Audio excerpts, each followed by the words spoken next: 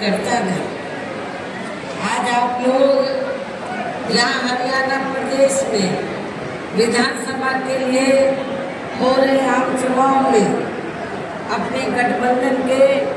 उम्मीदवारों के समर्थन में हमें सुनने के लिए यहाँ भारी संख्या में इकट्ठा हुए हैं, तो उसके लिए मैं आप सभी लोगों का हार्दिक दिल से आभार प्रकट करती हूँ, जिनको कामयाब बनाने के लिए भारतीय राष्ट्रीय लोक दल के वरिष्ठ राष्ट्रीय महासचिव चौधरी अभय सिंह चौटाला जी व इनके सभी साथीगण तथा बीएसपी के भी नेशनल कोऑर्डिनेटर श्री आकाश आनंद व यहाँ के संयोजक श्री रणधीर बेनीवाल और इनके भी सभी साथीगण पूरे जी जान से लगे हुए। और अब मैं आप लोगों का ध्यान यहाँ हरियाणा प्रदेश में विधानसभा के लिए हो रहे आम चुनाव में अपने इस बने गठबंधन की सरकार बनाने को लेकर कुछ जरूरी बातों की तरफ दिलाना चाहती हूँ। और इस संबंध में हमारी पार्टी का ये कहना है कि अपने देश को आज़ाद हुए व भारतीय संविधान को भी लागू हुए अब वर्षों बीत चुके हैं, और इस लंबी अवधि में केंद्र व आपके हरियाणा प्रदेश में भी विभिन्न विरोधी पार्टियों की सरकारें रही, लेकिन दुख की बात यह है कि इस दौरान आपके हरियाणा प्रदेश में भी सरकारों में सर्व समाज में से खासकर दलितों, आदिवासियों, पिछड़े वर्गों, मुस्लिम व अन्य धार्मिक अल्पसंख्यकों के साथ साथ गरीबों, मजदूरों, किसानों, व्यापारियों एवं अन्य मेहनतकश लोगों का भी पूर्ण रूप से विकास व उत्थान आदि नहीं हो सका। जिनकी सरकारों की गलत नीतियों एवं गलत कार्य प्रणाली आदि को अभी नहीं और ज़्यादा आजमाने की जरूरत नहीं है। और इस मामले में खास तौर से मैं दलितों, आदिवासियों व अन्य पिछड़े वर्गों के लोगों को ये बताना चाहूँगी कि इन वर्गों को परम पूज्य बाबा साहब डॉक्टर भीमराव अंबेडकर के कड़े संघर्ष एवं अथक प्रयासों से भारतीय संविधान में से विशेषकर सरकारी नौकरियों में जो इन्हें आरक्षण की सुविधा मिली है, तो उसे यहाँ पहले कांग्रेस की और अब बीजेपी की तथा अन्य और पार्टियों की भी रही सरकारों की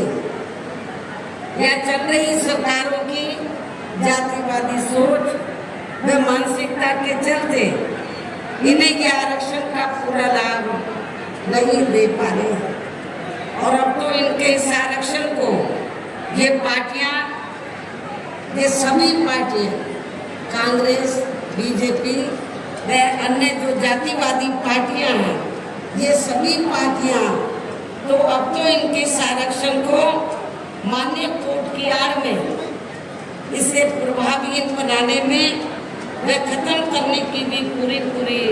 कोशिश में लगी हुई है। और इसका खास उदाहरण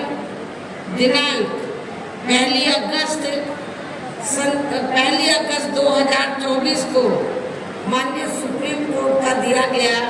निर्णय, जिसमें कोर्ट ने SC व ST के आरक्षण में, मैं इधर SC ST क्यों बोल रही हूँ, शेड्यूल कास्ट और शेड्यूल ट्राइब, क्योंकि संविधान में जो दलित वर्ग के लोग हैं, तो संविधान में दलितों के लिए तो हरिजन लफ्ज का इस्तेमाल नहीं किया गया है, बल्कि अनुसूचित जाति व जनजाति लफ्ज का इस्तेमाल किया गया। मैं चाहूँगी इन लोगों के जो पूर्व स्टेट अध्यक्ष हैं, तो मेरे ख्याल वो भारतीय संविधान को जरूर स्टडी करें, पढ़ें और ये देखें कि अनुसूचित दलितों के लिए क्या लफ्ज इस्तेमाल किया गया है। तो मुझे क्या लगता है, ये बाबा साहब के बारे में इनको जानकारी है, लेकिन ये भी जानकारी लेनी चाहिए कि SC ST के लिए क्या लफ्ज इस्तेमाल किया गया है। क्योंकि मुझे याद है सन 1977 में जब मैं वकालत की पढ़ाई कर रही थी, LL की दिल्ली यूनिवर्सिटी से पढ़ रही थी, 1977 में जनता पार्टी की सरकार बनी और इन्होंने वोट क्या कह के लिया था कि हम स्वर्गीय श्री बाबू जगजीवन राम जी को देश का प्रधानमंत्री बनाएंगे, जिसको कांग्रेस ने नहीं बनाया। कांग्रेस ने भी नहीं बनाया जिनको, और जनता पार्टी ने भी नहीं बनाया 77 में। तो दलित वर्ग के लोग, अनुसूचित जाति जनजाति वर्ग के लोग पूरे देश में बहुत नाराज थे, खफा थे। तो उस समय उन्होंने दिल्ली में एक 3 दिन का जाति तोड़ो सम्मेलन रखा और उसमें ऑल इंडिया की तरफ से, तो यूथ की तरफ से, नौजवानों की तरफ से मुझे उन्होंने इनवाइट किया बोलने के लिए। और जब मैं उस सम्मेलन में बोलने के लिए गई तो वहाँ पर जितने भी जनता पार्टी के नेता थे तो वो बार बार हरिजन हरिजन इस्तेमाल कर रहे थे। तो मैंने उनको कहा कि एक तरफ तो आप जाति तोड़ने की बात कर रहे हैं और दूसरी तरफ आप हरिजन कह रहे हैं। यदि हम इसको पॉजिटिव सेंस में ले तो हम तो हरि का मतलब ईश्वर, हम तो ईश्वर की औलाद होगी, तो बाकी लोग क्या शैतान की औलाद है। ये मैंने 1977 में जब मुझे उन्होंने ऑल इंडिया की तरफ से इनवाइट किया तो ये मैंने वहाँ पर बोला था। तो उधर ही जो जनता पार्टी के जो नेतागण लोग थे उन्होंने माफी मांगी और कहा कि, मैंने बोला कि आपको, आप सरकार संविधान से चलती है और संविधान के हिसाब से आप लोगों को जो वीकर सेक्शन के लोग हैं तो उनको अनुसूचित जाति जनजाति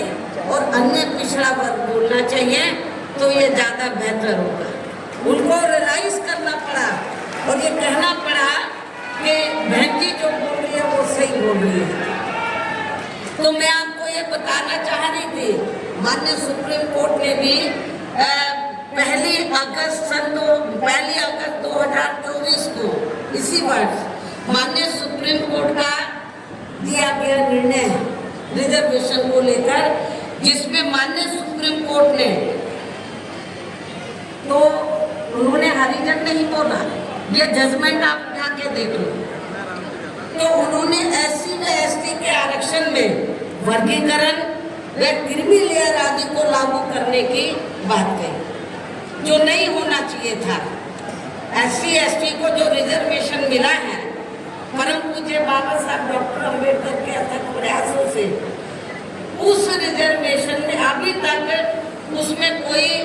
अलग से रिजर्वेशन नहीं था जो बाबा साहब ने व्यवस्था की थी। SC ST के लिए रिजर्वेशन है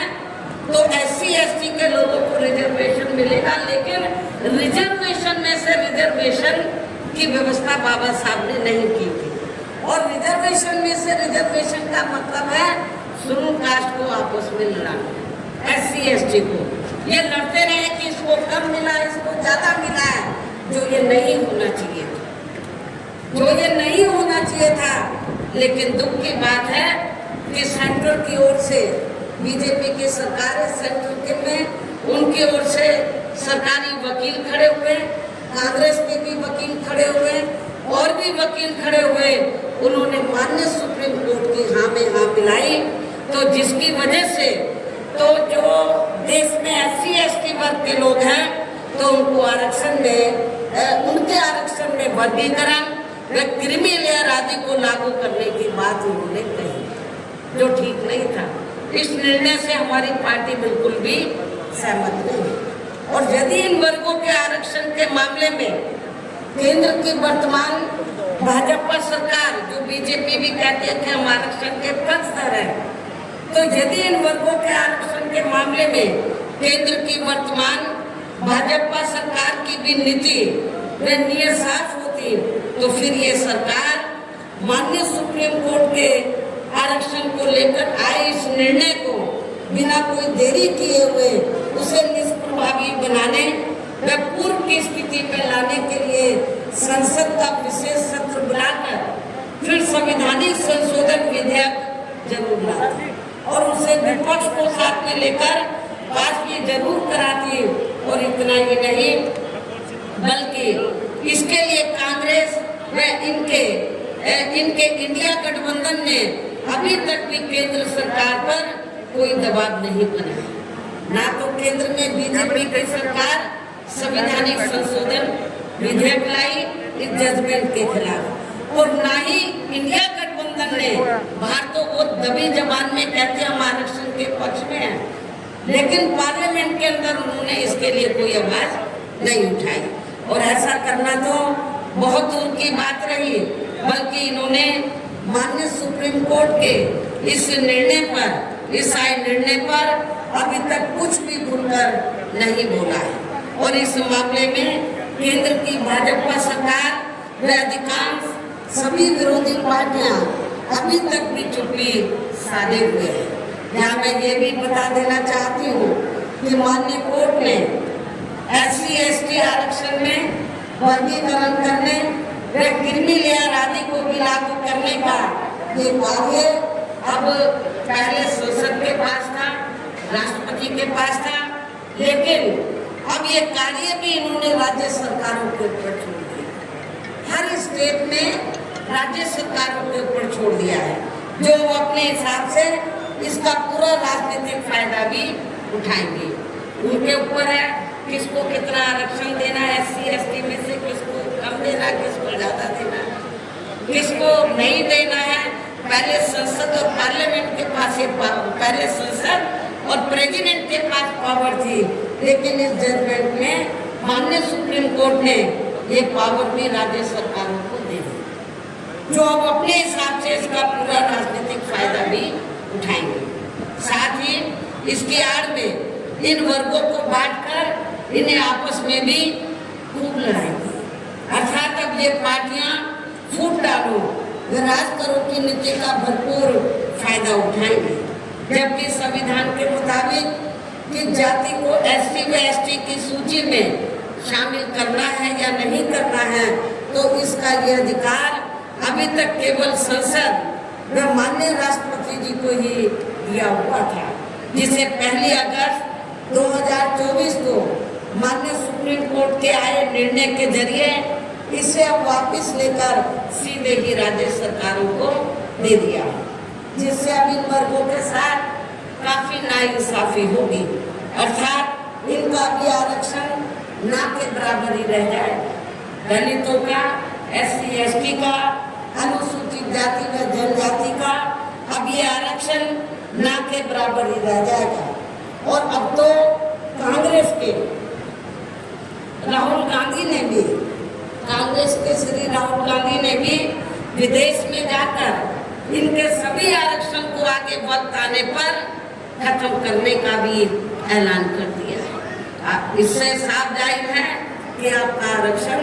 बहुत खतरे में है। बाबा साहब डॉक्टर अम्बेडकर ने आरक्षण शेड्यूल कास्ट में जितनी जातियां आती हैं सबको दिया था। उन्होंने केवल एक जाति को नहीं दिया था, उसमें विभिन्न जातियां हैं, सब कास्टें हैं जो सामाजिक, शैक्षणिक और आर्थिक क्षेत्र में पिछड़ी हुई हैं। तो शेड्यूल कास्ट का मतलब क्या है कि शेड्यूल बनी उनकी एक सूची बनी, तो उसके आधार पर उन जातियों को शामिल करके तो जब ये इन लोगों को ये रिजर्वेशन दिया है SC/ST में, उसमें एक ही जाति नहीं आती है, उसमें विभिन्न जातियां आती है। तो जिसका नाम क्या दिया बाबा साहब ने, एक सूची बनाई, शेड्यूल कास्ट, शेड्यूल ट्राइब्स। इसलिए इन वर्गों के लोगों को बाबा साहब डॉक्टर भीमराव अम्बेडकर द्वारा जो इन सभी वर्गों के लोगों को SC/ST में जो विभिन्न जातियां आती हैं, तो इन वर्गों के लोगों को बाबा साहब डॉक्टर भीमराव अम्बेडकर द्वारा जो इन्हें आरक्षण का ये संवैधानिक अधिकार दिया है, तो इसे बचाने के लिए अब यह हरियाणा प्रदेश में हो रहे विधानसभा चुनाव में इन वर्गों को, ऐसी सभी आरक्षण विरोधी पार्टियों को अपना कतई भी वोट नहीं देना। ऐसे आरक्षण विरोधी पार्टियों को अपना कतई भी वोट नहीं देना है जो ये पार्टियां माननीय सुप्रीम कोर्ट के आए इस निर्णय को बिल्कुल भी बदलने के लिए तैयार नजर नहीं आती है। अर्थात इस मामले में केवल ये पार्टियां इन वर्गों को गुमराह करने में ही लगी हैं। ऐसी स्थिति में अब इन वर्गों को यहाँ विधानसभा के हो रहे आम चुनाव में अपने बने इस गठबंधन की ही सरकार बनाकर इसे लागू होने से